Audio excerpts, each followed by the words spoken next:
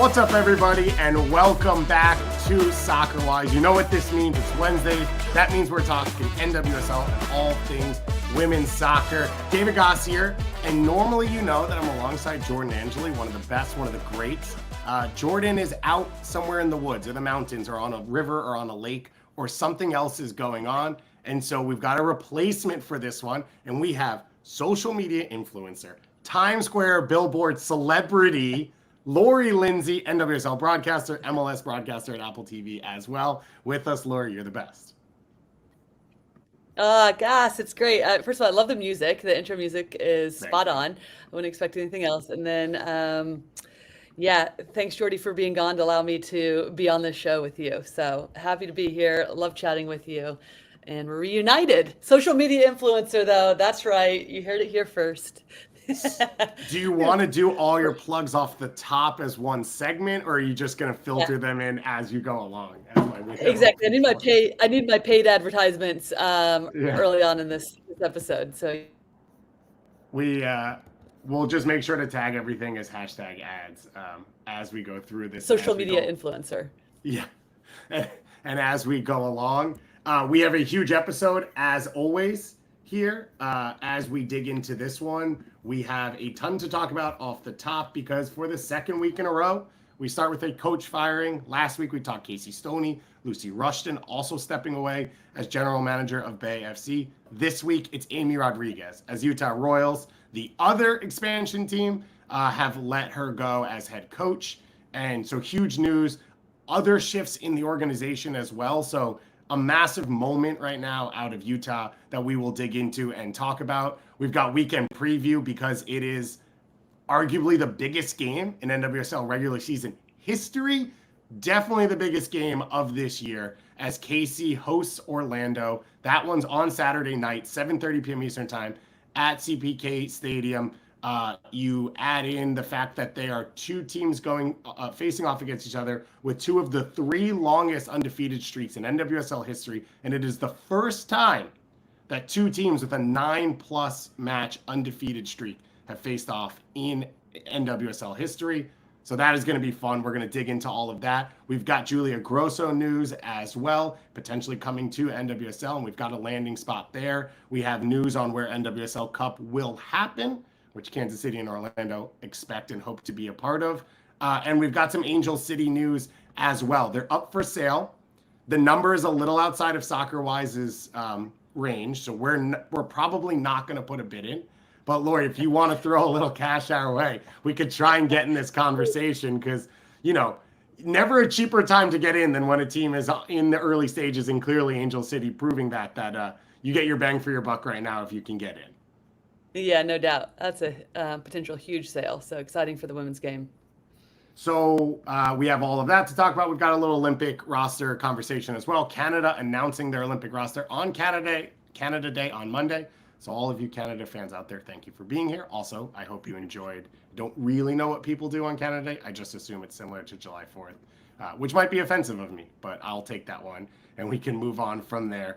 Let's dig into our first big topic. Let's talk Utah Royals. They let Amy Rodriguez go. First ever manager in the club's history, of course. A former club playing legend when Utah was originally in NWSL. Now, of course, this is the restart here in 2024. Also, they've moved their team president out into the larger Blitzer Sports organization. So Michelle Heinchik, who helped start the team and, of course, was high school soccer teammates with Amy Rodriguez and helped hire her. She is now out of the organization running this team. Jimmy Conrates, a Belgian manager who was brought in as an assistant like 2 weeks ago, will take over as interim manager. And let me just throw some of the stats out there before we dig into this conversation. Utah, 2-11-2 right now, last place in NWSL. 27 goals against is the worst in the league. 7 goals for is the worst in the league as well. And now Utah has to restart things midway through this season. Laura, let's start with your reaction when this happened and what you've sort of thought about now over the last few days since you've heard this news.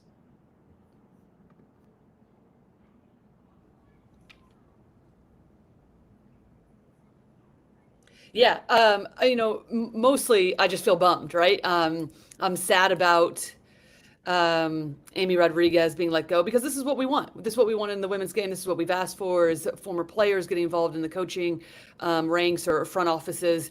And I was able to sit down with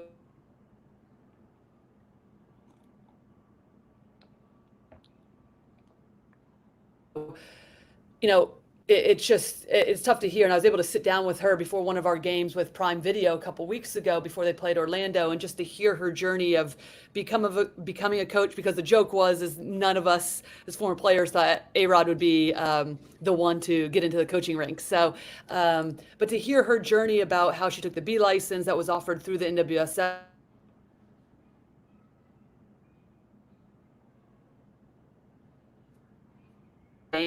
makes a lot of sense for A-Rod. So initially just feeling bummed.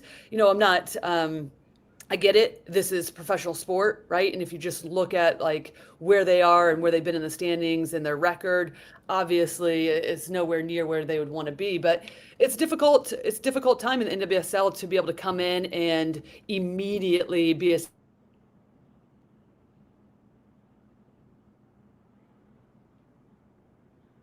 the players having so much success. So it's challenging. And I was hopeful that despite the record and despite them not getting the wins, that there would still be more time for Amy Rodriguez to be able to see this through and navigate and continue to push the team forward, but then also, learn, because that is what it is. Ultimately, when you ask for players,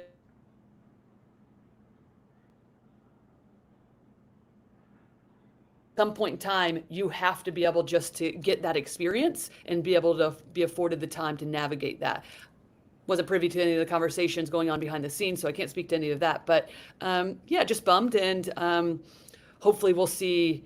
I'm hopeful, and I think I can speak for a lot of people, that hopefully we'll see Amy back in the league, if not still coaching going forward. You mentioned the jokes about maybe not the person you expect to be the coach. She had no prior head coaching experience. You mentioned learning 1 year as an assistant coach at USC. I think what's tough for me is those were all things you were aware of when you hired her. So where's the patience, right? Exactly. Where is the idea of like, we're building a new club and we're building this under this new person who's learning this role. And it feels like, and you can see, I think, with moving Michelle out of this president role, of like basically an entire reset for the club, saying our entire plan, we don't agree with anymore. And you've already used up a lot of the expansion assets that help you put together a team. So now you're kind of doing this with one hand behind your back, trying to reset things in the middle of the season. It is not the way historically a successful organization gets run. And I think that would be worrying for fans from my point of view. Yeah, no, I completely agree with that. And I think you make an excellent point that they would have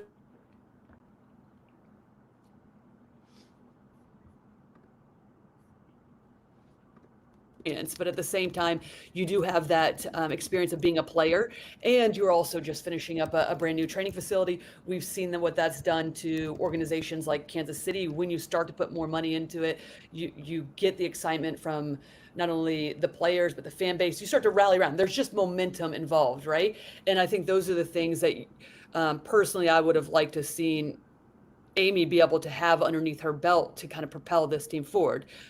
So it'll be interesting. I'll be interested to see where they go from here. And again, like I said, what the next move is for A-Rod.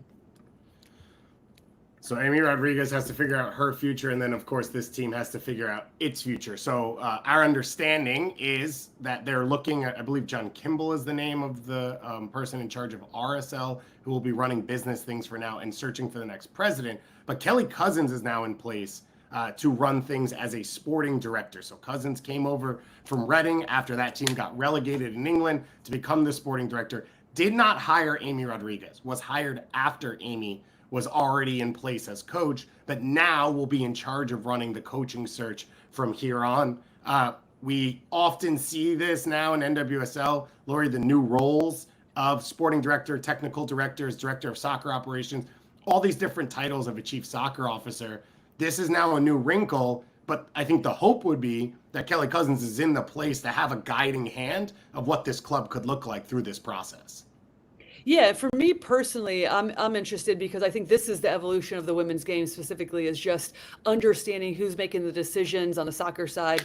Typically we have thought of it as the coaches, but now sporting directors, general managers, that's becoming more of a common theme amongst all of these teams, where in the past it could have been the coach, it could have running both of those, right? Coaching and being a general manager. Right. Those things are starting to be separated. So some teams have a general manager and a sporting director. So then who's making the soccer decisions? Is it solely that sporting director? Does the coach have a say? And what does that communication look like in terms of how the team wants to play or how the coach wants to play, and then targeting players that fit in that profile, right? So I'm really curious, and this isn't just Utah specific, it's just across the board as the game continues to grow on the women's side. The transparency of what that looks like, who's making the decisions, who's building out the roster, because that is going to be a huge talking point. This is something that I'm really passionate about. I love talking about it because I think you see that specifically in the NWSL right now, when maybe there hasn't been a ton of attention on roster build, what exactly that looks like. Then you're just kind of throwing darts, and then you just have a group of players together. And I think to be successful, it really has to be thoughtful, from specifics as age in certain positions to again, profile player, right? Everything, but very specific in each of those positions that you're looking to build out your roster. And I'll just be really curious to see what that looks like as we move forward. It is massive, I think, because you are in a place where the league, especially in the past years where it was so small, you really could load teams with big names and international players. And it all makes sense on paper of like, these players play in World Cups, these players play in Olympics, of course. But now I think we are starting to see a little bit more of the, well, if this player is going to cut in on their right foot from this space, what's the fullback that fits there? Who are the forwards that fit there? And I think we see it in the conversation we're going to have about Casey and Orlando, of just like center forwards that like to drop deep and create, and then other forwards that like to run into the space over the top, and the way you can affect the game and all of those things on top of pure talent. And I think that comes with having someone who's not on the sideline trying to win every single game, having a bigger picture of what can be built and what should be built. And while Utah's in a tough spot right now, it is not the case where when you fire a manager because the results aren't there, that you've lost every single piece of your plan, because now you do have someone in a Kelly Cousins who's prepared already around the team, already has ideas of what's working and what isn't, to maybe add to this team. And we've already seen it over the course of this year. Right, Lori? We've already seen Henry brought in. We've already seen additions on the back line. We've already seen them make the attempts as the season has started to make this team more competitive going forward. Yeah, no, I completely agree. And spending money, right? Because we've seen the teams that are willing to spend money to get high profile players. And they don't even have to be high profile players, but efficiency in what you're trying to do. And I think that's the thing that we're getting at, is you have to nail that down first, exactly how you want to play, what's the style that you want to build, and then you can really go after those types of players. One of the things that's odd about this, and you were in Orlando a little over a week ago, when Utah set an unfortunate record in losing 6-0, was that then Amy Rodriguez remained for a week, and you could argue their best performance of the season was in the 0-0 draw against the Portland Thorns that they should have won. They had the opportunity really late on the breakaway, but besides that, they created chances the whole first half. They had clear ideas. It felt like of playing into the wide players, getting runners through the box, finding those cutbacks, finding ways for Centaur to use her best skill set without purely being a string pulling 10 who's always in midfield with bodies around her. And it felt like they'd figure some things out. And I think that part was the part for a lot of us where the moment you heard this news, it was a little confusing.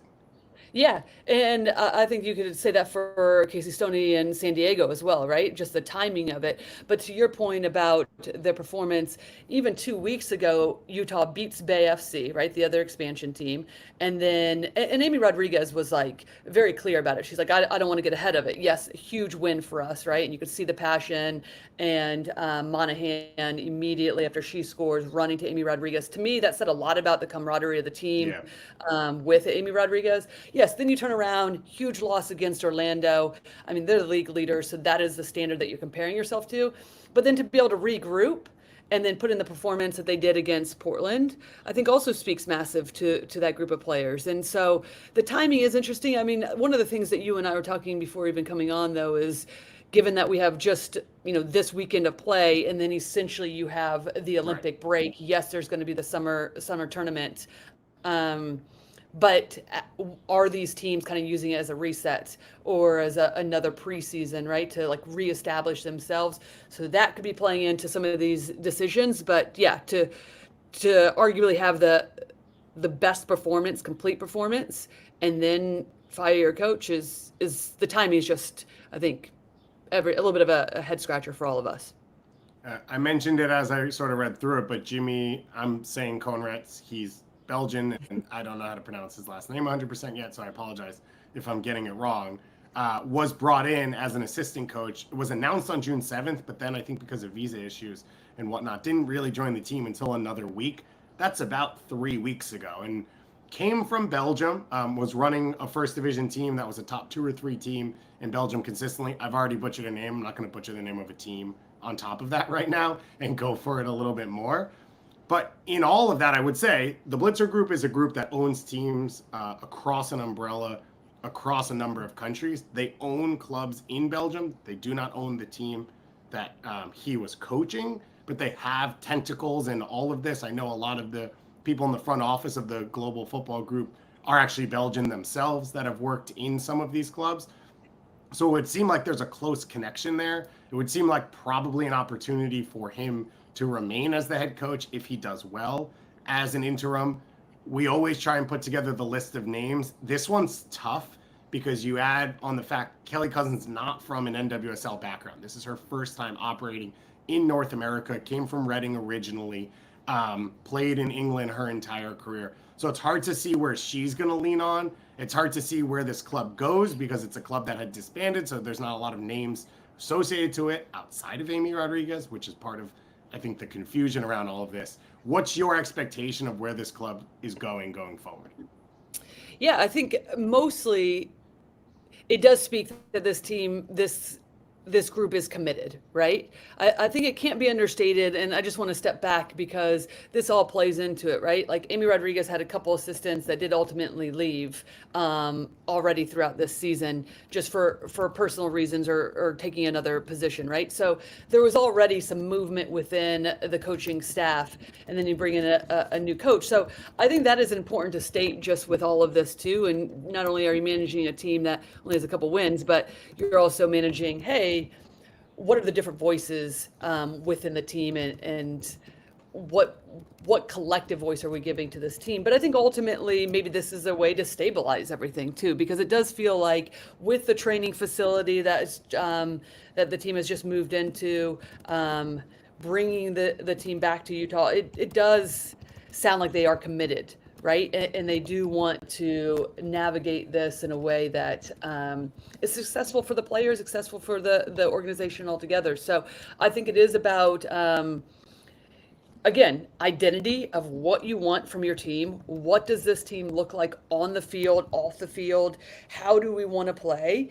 And take your time in building that, right? Like, and get really focused on that, so then you can put the proper pieces in the spots that you need, because I think otherwise you try to move too quickly, you're making these decisions, and then you just prolong the inevitable of it just being more and more challenging. So I think that's how I see it, is like, take a deep breath. You have a little window here now of Olympic break. Yes, you'll be playing in this tournament. And then the transfer window opens in August 1. Are you going to make some moves? And then also just like, also deep breath of like, yes, it would be ideal to make some moves for this season and beyond, but get really clear on what that looks like. Because if not, like I said, then you're just kind of playing out the inevitable of continuing on the way that you have, which is hoping pieces come together and not having what felt like a total clear game plan across the board. Yeah, I think the idea is like an Anna Tejada, right? Like a player who's young, who you think can be here for a while, and not who gets us 6 more points maybe over the end of this season and maybe helps us limp into a playoff spot. that's a dream scenario. You want that to happen. You as a franchise and a club should push for that. But your idea of what are you building for the future? Basically, can you reset things and set things up cleaner? Can you figure out things going forward? Can you find a way for Brecken Mozingo to become more effective, right? You spent a high draft pick. Like, you need players like that to fit into your team correctly going forward. And I think this is that opportunity to do that. As you mentioned, that Olympic break, like, I believe that is what we're seeing in San Diego and we're seeing here in Utah, is like this once sort of off opportunity to have training sessions and sort of rebuild things. It is awkward in that the transfer window opens on August 1st. And so I don't think a player that you already know you're going to sign can train with you. So you'd have to do a lot of that with that player then coming in later and trying to pick things up on the fly. And if you're going for a player who's in an Olympic roster, you know, of that level, you're probably not going to have that player anyway. But it is a big opportunity to try and clean things up and reset things. And it's necessary for a team that's not going forward right now the way they want to. And so this is that one-off chance to get into the conversation. I think we'll hear Casey Stoney's name a bunch because it makes sense and the opportunity is there. And she did build in really the most successful expansion roster in the past. I don't know that there's a lot of other obvious names that come to mind for me. And I think this is one we're going to learn about as it goes along. And I would not be shocked if it's not a role that's filled by the end of this year and that Utah sort of uses the offseason as a way to bring the best names that they can in to this conversation and figure things out. But you've mentioned the investment. It's attractive. I think it's an attractive job for people, even with the lack of success at this opening point of this season for the Utah Royals. So last place team in the league. They found a way to lead our show, though, Lori. So they were able to accomplish a little bit, at least, over the course of this week, letting their coach go. And we hope we don't start every episode this way, but right now it's starting to feel like that. Let's get into the fun side, though. Let's talk soccer. Let's talk about the two best teams in this league. Let's talk about the treats that we have in NWSL. KC Current hosting Orlando. Coming up, as I mentioned, Saturday night, 7:30 p.m. KC hosting this game in their new building, soccer specific. I mentioned it has been announced as the NWSL Championship site for the year, and these are two of the three longest undefeated streaks in history. I believe for KC, so this weekend, they broke the Reigns League record with their 17th straight match without a defeat.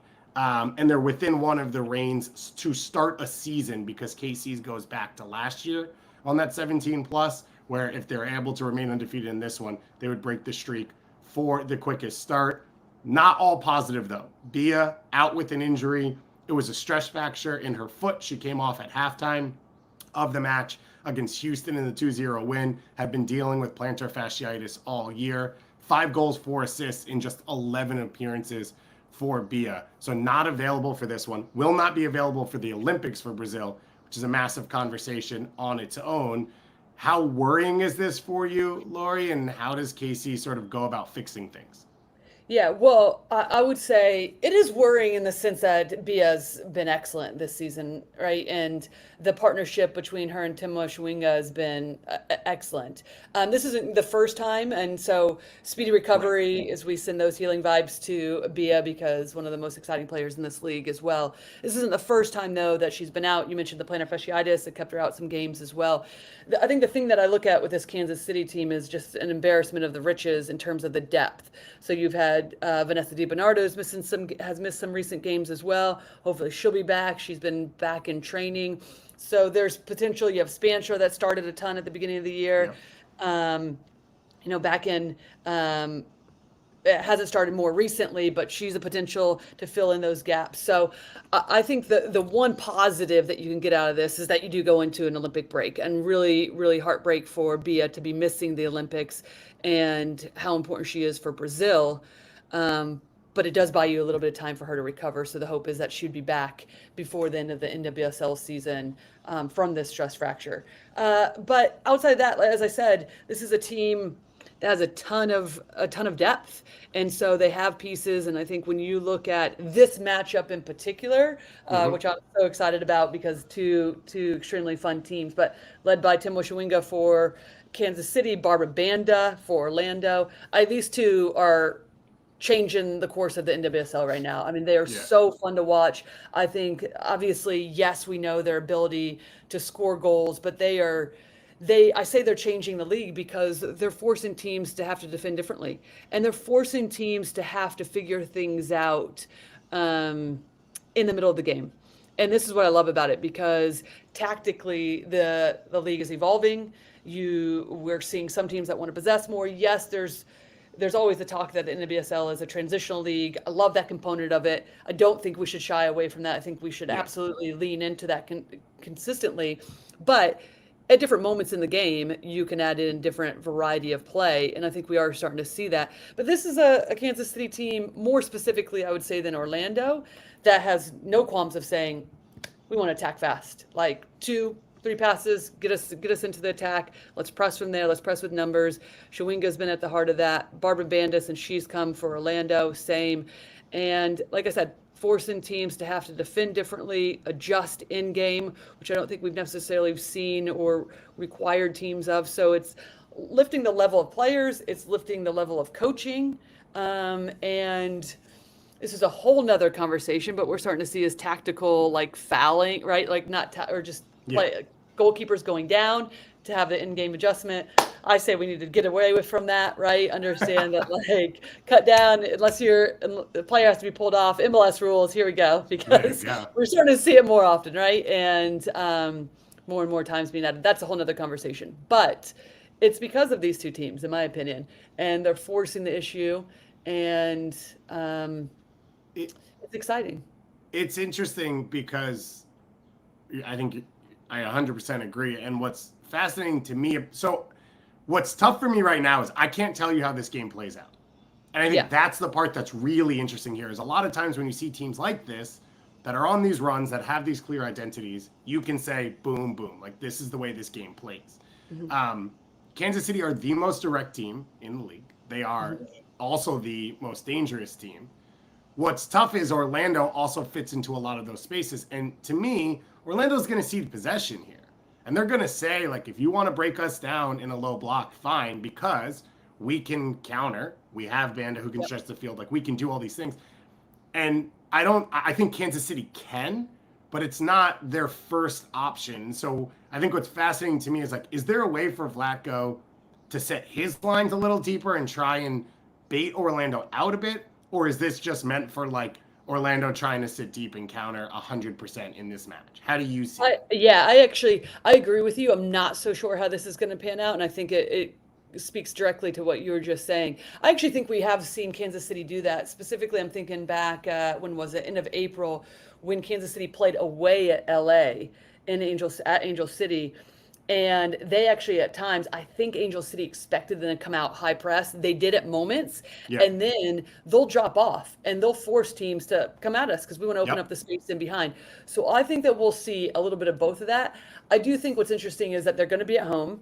So I don't know how much we'll see of that at the beginning, because that crowd is going to be bananas. So they have to absolutely use that to their advantage.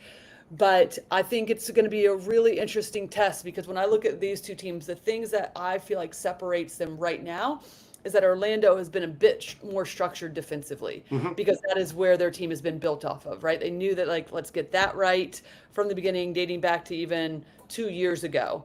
And then they're like, let's pull in the pieces. And then you get Barbara Banda, and that gives you a ton of variety up top, because it just makes everybody else better, right? Marta's finding more space. Andrasa as well. Like, you just have all of these, a bit more nuance in your attack. And then for Kansas City, they know that they're vulnerable, and they're willing to take some of those risks, right? They're like, yeah, okay, come at us. And they've been caught. But what's interesting about them is they haven't been as caught as much, I feel like, in those moments as they have been on just like poor defending on set pieces. So pure set pieces half the time. Yeah, exactly. So I think the way that I see this playing out is I wouldn't expect anything less from Kansas City. Front foot, attack, send numbers forward, know they're going to be vulnerable a bit on the counter. So Hutton, Labonta, if DiBernardo, depending on where those three fit or who's playing, that's going to be vital in terms of screening the two center backs, or even Mace at times staying home when Rodriguez goes. Just more disciplined. great test for them. And then for Orlando, have all the capability to like keep possession. So when you win it, keep the ball, because I think that's the issue that a lot of teams have is from the press, and then Kansas City committing numbers forward puts them in great position to win it back quickly, right? We all know that. So I do feel like with the players and Sam's playing out of the back is a really good opportunity to set play from there, link the first pass, and then go and use the interchanges that have been successful for them to their advantage. Yeah, it's you mentioned DiBernardo sort of in the conversation about how do you replace Bia. There's a few, I think, options in this. We have seen Lavaget just play as the center forward. We also have seen Debinha sort of swap in there, or Shawinga play in there. And I think DiBernardo's that big conversation, which is if she can come in and play in central midfield, then you probably push Debinha into the front line, whether it's as a false nine or out on the wing. I don't know the right answer to this because we've seen Shawinga be dangerous everywhere. Mm-hmm. She's a chance creator and she's a finisher. I don't know if center forward wastes her in ways or hurts because you can't use some of her best attributes as consistently, or if it's actually better because she's more involved more often. Do you have a firm idea of with Bia off if you want to see Shawinga stay as that wide attacker, or if you'd move her up top? Yeah, I would keep her as the wide, because then I would just slip in. To me, what it does is, this will look a little different during the Olympic break, right? During that. So we're just specifically talking either this weekend or going forward post-Olympics, garnering that everybody is healthy and all looks the same until Bia comes back. But I think to me what it feels like is a swap between, for a while it was DiBernardo playing as the 10, and then Bia was the center forward, to what you just mentioned. And Debinha had been out, right? She was recovering from her hamstring injury. So now, to me, it's just a straight swap between Bia and Debinha. And then if Vanessa DiBernardo is ready to go, insert her into that attacking midfield role. Because to me, DiBernardo is the one that made everything tick. She can play the final pass. She was able to get into the attack. She's going to get stuck in defensively. And Bia and Debinha, not the same player, but similar tendencies. As Bia didn't play like an out-and-out center forward. She wants to drop back. She wants to drift in. Debinha will do the same. She'll roam. And to be honest, with the starting position of Shawinga out wide, she actually just pinches in and almost creates a double center forward because Rodriguez gets so high. So they actually build in like a 3, and then you have Rodriguez providing the width, Michelle Cooper on the other side, and then that's what makes it so difficult to defend, because Shawinga can get in behind.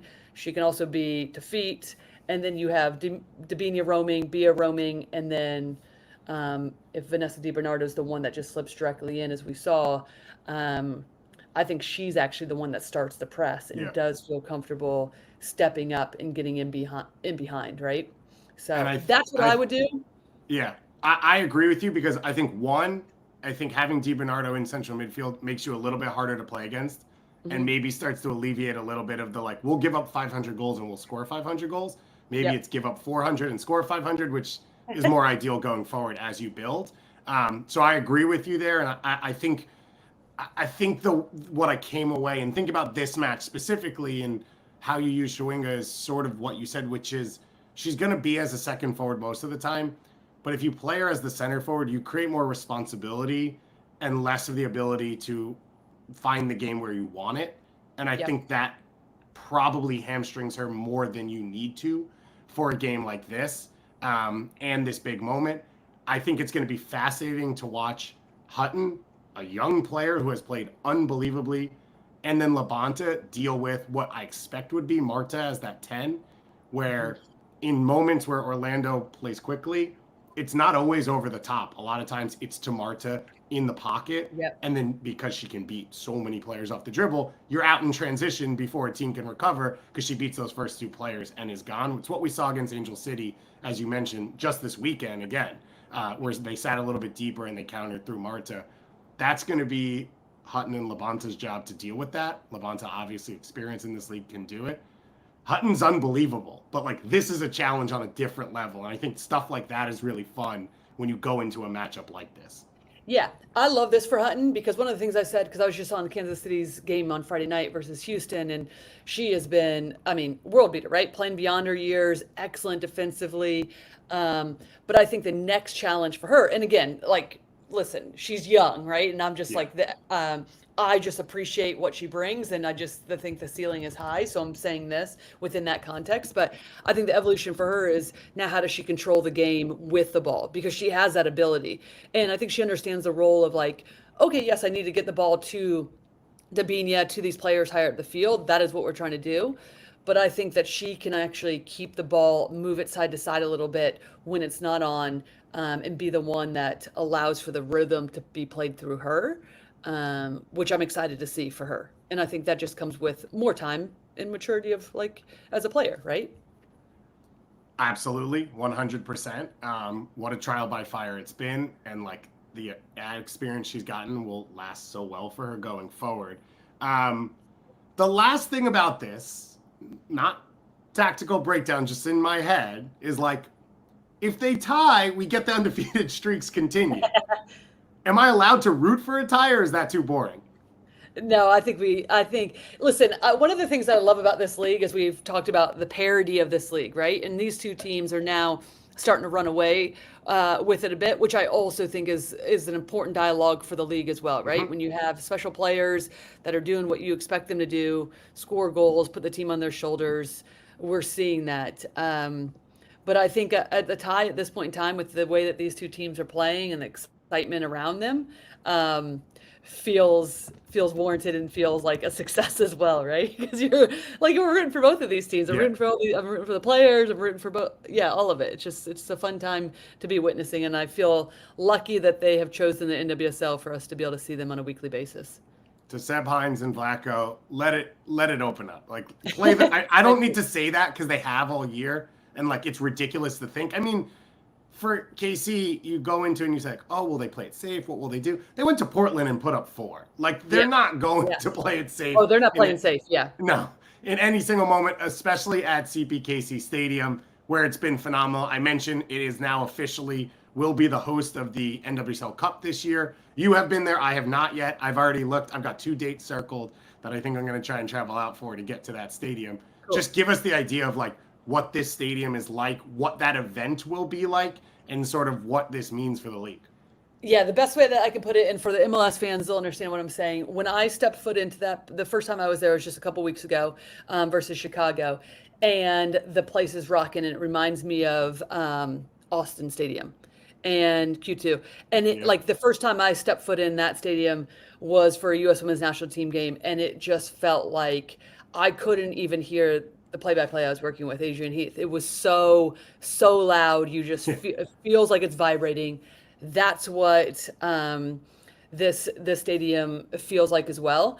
And funny enough, come to find out, there was actually Austin higher ups there at the game this past Friday at Houston because they collaborated. Nice. The Longs, the part of the ownership group or the owners for Kansas City had seeked them out when they were in the early stages of designing the stadium because they were like, yeah, this is the environment we want. And it's so I hadn't known that before I even said that to them when we were at their suite afterwards. I'm like, this reminds me of Q2 Stadium. It is that loud. Mike Watts and I a couple weeks ago couldn't even hear each other. Kaylia Watt was on the field. She was like, yeah, are you talking to me? I have no clue.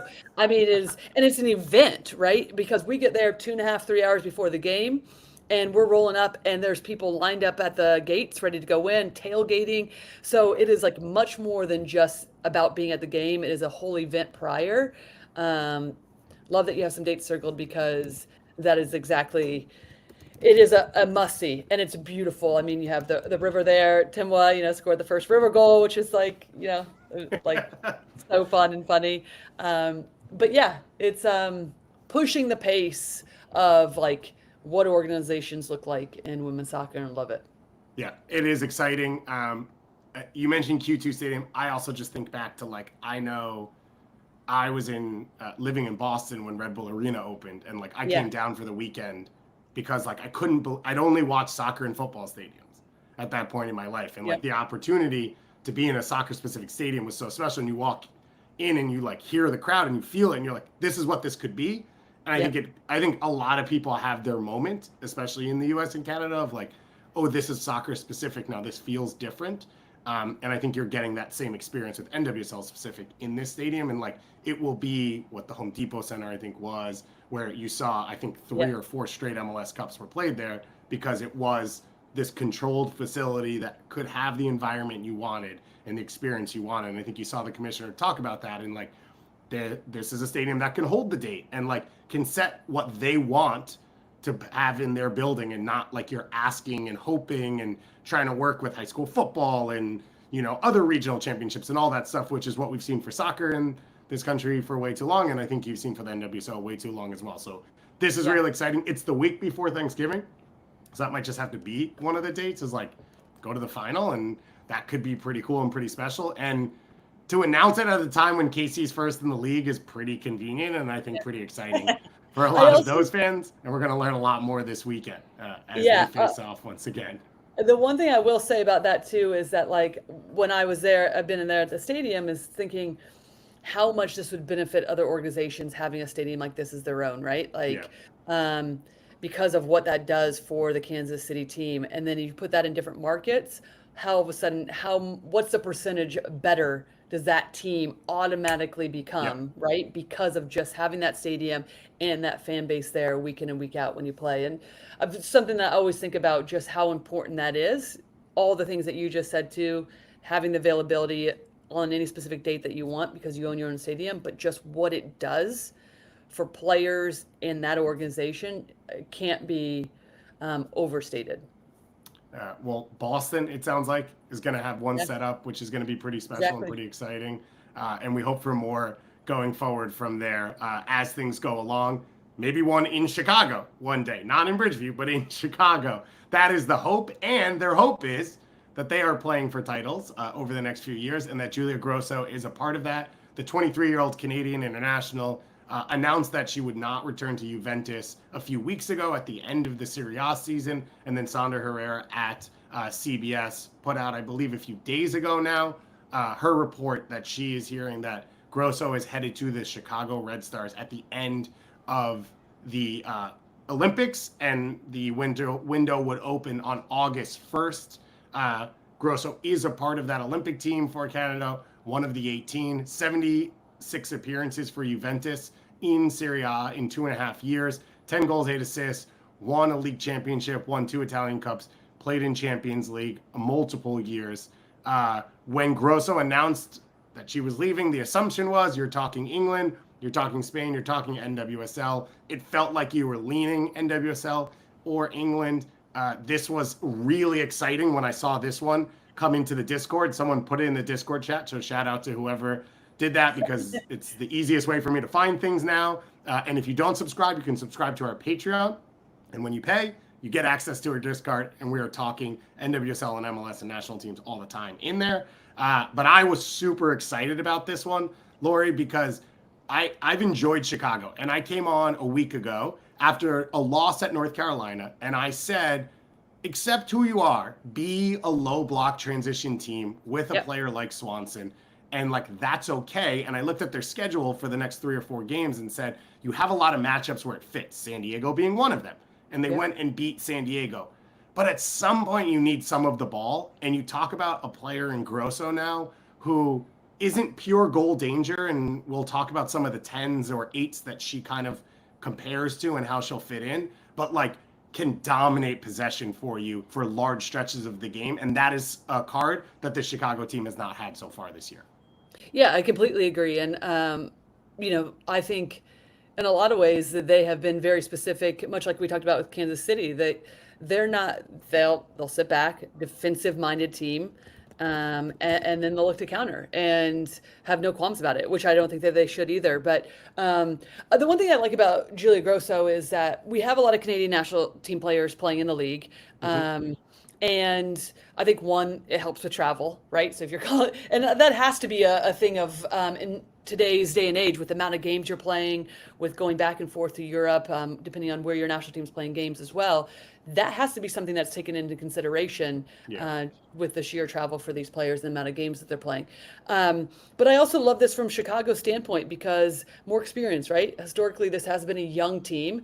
You're bringing in a player that has international experience, that's played overseas, and now can come in and has a bit of a different profile than anybody on this team. To your point, not a true, haven't had a true number 10, and could fit in there to be able to take some of the load off of Mal Swanson and potentially allow her to play a little bit higher, right? Or drift even more. So I think it just adds the entire quality. I do believe that this is a Chicago team still looking to find their exact way that they want to play moving forward, but it is an organization that is ever evolving and do have ambitions of continuing to be better and improve the squad as a whole.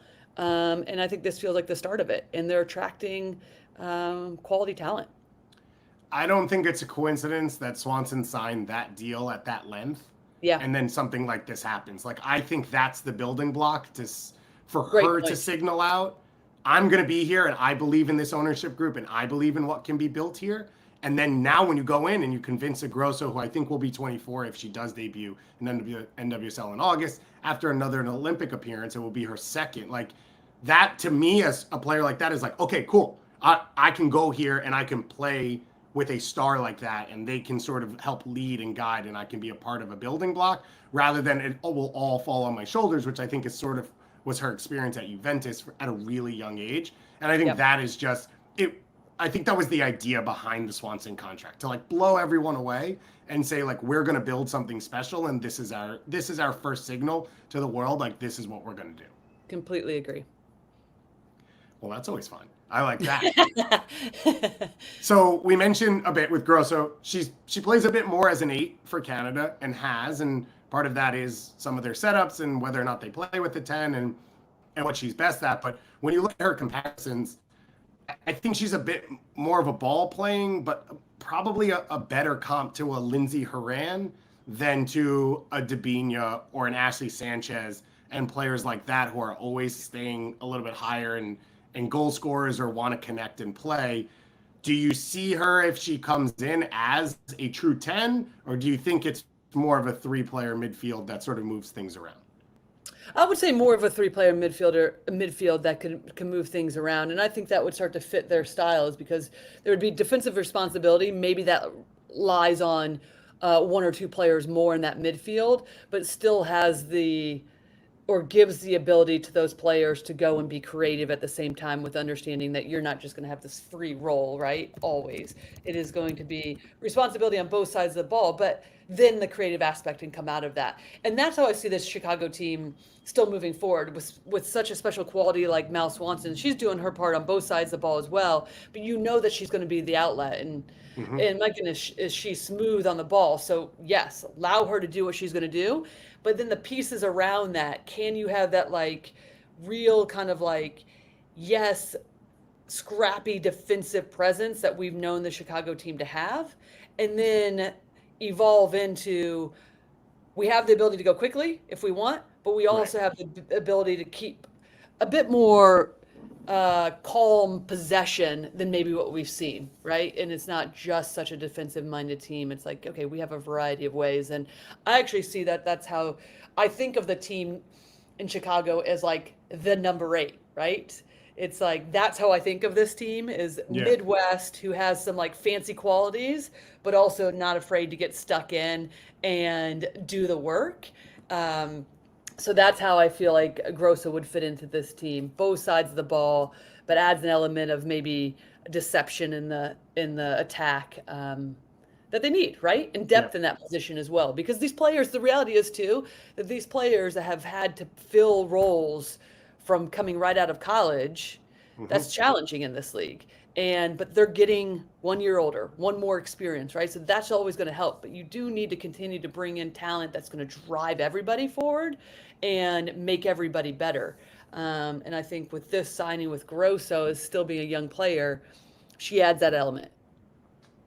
And I think I think it will be a little bit easier for her to convert to this league than what we've seen with Fleming, who has struggled a bit because you're talking about the physicality and the size and like Yeah. already probably being at that level where Fleming will figure it out, but it's figuring it out in ways where it's like, how can I use what I'm elite at in ways to take away the deficiencies of what I don't do as well, where I think Grosso probably fits the style of the league a little bit quicker. Yeah. We got a couple messages about it's Northern Super League, right? Yeah. That's what we're calling it. I think so, and yeah. like could a player like this end up there? I think that's probably in the future. We also got questions about Canadian national team. So Dan H put this in the chat and said mailbag question for this episode. How do we feel about college players getting called for the Olympics? So for Canada, a college player on the roster in the 18 for their team. As I mentioned, the roster dropping on Canada Day. I don't think a ton of surprises in this group for this Canada team trying to rebound as a gold medalist. Do you have any strong thoughts about this in general? Yeah, I wouldn't say I have strong thoughts. But I think it's multifaceted, right? And I think it's just like, listen, we all know this is a limited roster, 18 players, 16 field players too.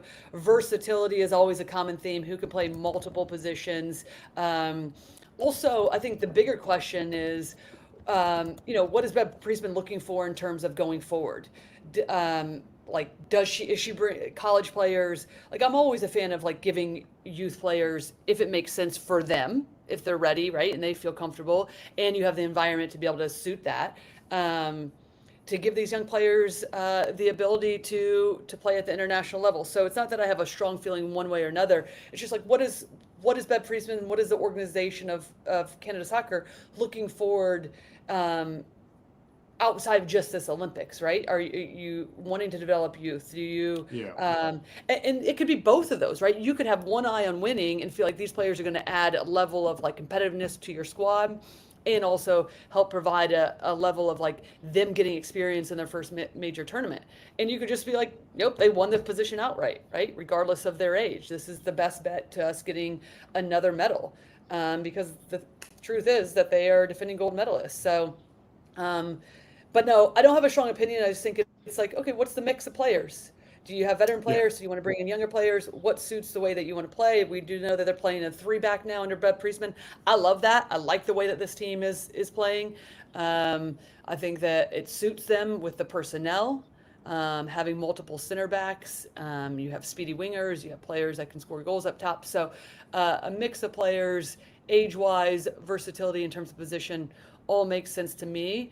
But those are like internal conversations that are always, I think, so nuanced when you're trying to make up a roster, and also who you're playing in the tournament, right? Like what are the known opponents that you have in group stage? And it felt like in Tokyo, Canada played that bracket better than anyone. And like it was not shining soccer all the time, right? They scored one open field goal in the knockout games, but they won a gold medal and they made history. And like that's what's on, I think, tap once again. I would throw in at the last Olympics that Julia Grosso was a college soccer player. 4 players on that roster, Deanne Rose, Jade Riviere as well, both playing over in England, were current college soccer players, and Gabrielle Carl as well, who is an alternate on this team. We're all current college soccer players in that team. So Bev Priestman, I think, understands that. And like, you can't watch this season in NWSL and watch the way the rookies are playing and say that a player currently in college soccer is not capable of playing at the highest level. Because I think it's proven at this point, like players at that level are close, if not at the level at a lot of pro leagues. And you look at what Croy Bethune is doing and what everyone else in this rookie class really is doing, and they are a step away or not even a step away for a lot of these players. They just have chosen to stay in college, or they're comfortable, or they're on the verge of making their professional move, whatever it is. So it'll be really interesting. It will be interesting because the World Cup was a failure for this Canadian team. Priestman, I think, got that space because of the gold medal win. The gold medal was an up and down experience, but they come away with the championship. And now you go into this next Olympic cycle, and this is your chance, I think, for Priestman. If it goes as poorly as the World Cup went, you're probably looking at a new coach for this Canada team going forward. We think the 2031 World Cup will happen in North America. The next two are going to be in your time zone, in your region. And I think that's something that Canada wants to take advantage of. And so this is a young roster, which makes sense towards that. But I don't know that there will be a ton of space for a really bad performance and being able to hold on to that job going forward. So there's a ton of pressure on this team and on this roster. Let's close out with this one. Angel City, as we mentioned, on the verge of switching ownerships and getting bought the majority ownership here by Disney CEO Bob Iger and his wife Willow Bay. They are close to purchasing the team over the course of the next few months. San Diego was purchased for $120 million, or was valued at $120 million, and the majority was purchased at the start of this season. The current valuation of Angel City is at $250 million. So Iger and Bay would invest $50 million up front to start to take over ownership and become, I believe the term is governor, the voting options, the one who sort of runs the team, and would continue on that road over the next few months, closing that out. That is wild, Lori, for a 4 or 5 month span to go from 120 million, which we thought was ridiculous and a great number, to 250. It's the right direction, I would say. Yeah, it is absolutely the right direction, and mind-blowing money, but awesome. And I think, one of the things that we've heard so much and we've been screaming at the top of our lungs about is that women's soccer is a smart investment, right? And I think you're seeing that with this investment coming in, and it's exciting. And it's exciting to see where this can go. And we've also known what Angel City has done to put themselves in this position from the beginning, right? And leading the way in so many areas. And I think leading the way in, it just kind of ties everything together, is like when we talked about and have talked about the success of Kansas City. I mean, these are two clubs that have really pushed the pace for NWSL to level up. And we're seeing that in real time, which is just beyond exciting. And let's buckle up because there's more to come. It is huge. I think we see it now in the expansion numbers we're hearing. It has over tripled, I believe, the buy-in from what Casey paid to get back in Utah and all of that to like what it sounds like this new round is going to be, and what some of the clubs, the rumors, I believe, a couple cities in Ohio, Atlanta, some of these big cities, and like these numbers are going to be at a different level. What those numbers do, to be clear, valuations don't mean income, or revenue. So it doesn't mean the team's making this money. It means that the industry believes that it will be worth so much going forward, that's what you value it at. And so that's huge. It's huge in terms of building advertising power, in building buying power going forward, in building some sort of power. Let's say you want to build your own stadium. Now you sort of have a bit more to say to the city and say to the area, like, this is how people see the direction we're going in, and this is sort of the influence we have. In terms of the expansion fee, a lot of that money goes back into the league and can be reinvested, and that's massive in terms of building out infrastructure and building out positions, both at the league level and at the team's level. So all money coming in is positive. We're hoping a lot of it trickles down to the players as well as things go forward, but this was a massive story to come out all of a sudden on this Wednesday, and this is why we do this show, because constantly news is dropping at all times, and you have to have some big names like Lori Lindsey as an influencer to come on and talk all about it. Lori, it's your first time here at Soccerwise.